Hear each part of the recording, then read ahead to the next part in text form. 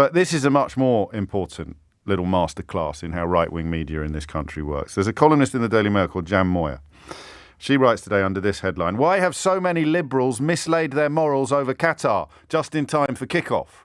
There's a picture of Gary Lineker there, which is like a dartboard for Daily Mail sensibilities. I'll give you a little taste of it. "The tournament starts on Sunday, but it remains an outrage that it is being held in Qatar. An outrage that should horrify all civilised people. How and why the international football world has turned a blind eye to Qatar's failing as a modern country is one of the scandals of the age. Instead of giving this morally bereft nation the cold shoulder, the World Cup has been bequeathed to it with the stamp of global approval. I just don't understand. Is it a guy thing?"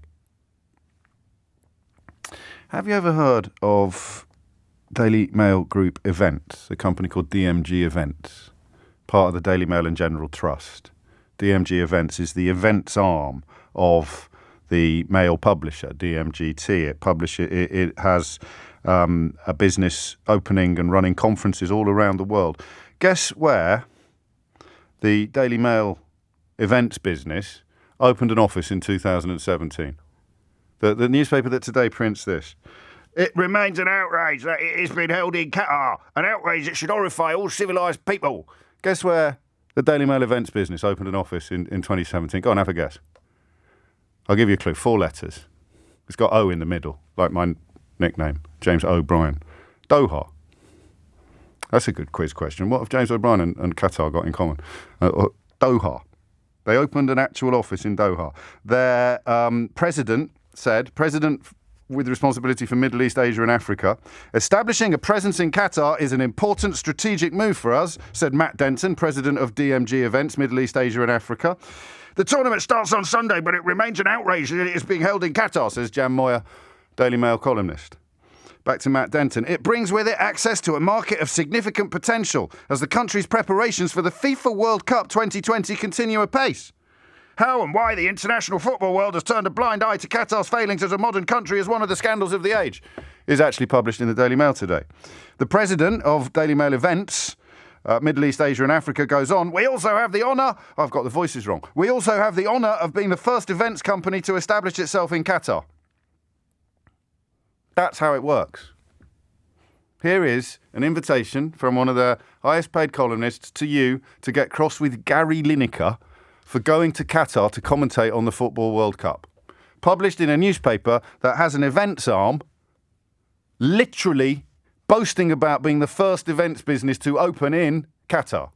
That's how it works. Rarely do you come across such a beautiful example of the contempt in which the Daily Mail and all of its acolytes and the broadcasting equivalents hold their audience. Absolute contempt. You are so stupid, you're going to accept this invitation to have a swing at Gary Lineker, who incidentally is one of those liberals who has opened up his home to refugees, although people like to gloss over that when they're offering up stupid observations. "Why don't you put them all in your house then?"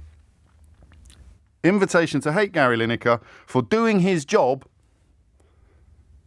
in a country that they have boasted about being the first to open an events company in. Since then, they've gone from strength to strength. They now organise events in Saudi Arabia, Egypt and Qatar itself. In fact, this year, DMG Events signed a partnership with a Qatar-based firm to run 2 big expos in Qatar. The Big 5 Construct Qatar and Index Design Qatar, both in 2023. Oh, inevitably, they're also having a crack at David Beckham for being the face of the World Cup. "Why has Beckham turned a blind eye to racism, misogyny and homophobia in Qatar?" they wrote in 2021. But today, they've got a column saying that. "Instead of giving this morally bereft nation the cold shoulder, the World Cup has been bequeathed to it with the stamp of global approval. The parent company has another business in which the president wrote, "We also have the honour of being the first events company to establish itself in Qatar." And that is why I said at the beginning of that little spiel that you might sometimes think I exaggerate how diabolical the influence of this kind of so-called journalism is on our country. But that is one of the best examples you'll ever find. Hate Lineker, hate Beckham, hate. Hang on a minute. Hang on, just 1 minute. Hang on a second. And there it is. Rarely, in fact, do you find such a beautiful example of the hypocrisy at the heart of that kind of so-called journalism. 11 after 11 is the time. Football. I think it's actually much messier than I previously thought. Oh, and I should, as Randall in Thurrock points out, that story is from this week's Private Eye, which you absolutely should buy every fortnight. It is by far the most effective organ for speaking truth to power in this country, and there it is.